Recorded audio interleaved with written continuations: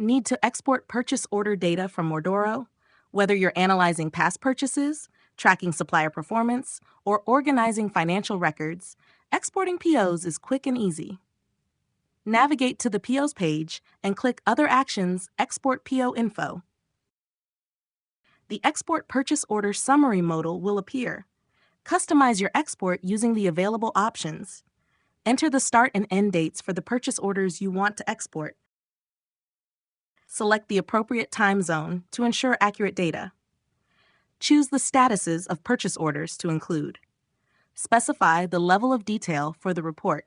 Select the warehouses and suppliers to include. Once your options are set, click Export. After the report is generated, it will be available in the Activity menu under Exports. Click the CSV button to download the file to your computer. If you need to run another export, simply repeat these steps with different filters to get the exact data you need. With just a few clicks, you'll have a detailed PO export ready to review, making it easier than ever to keep your purchasing records organized and up to date.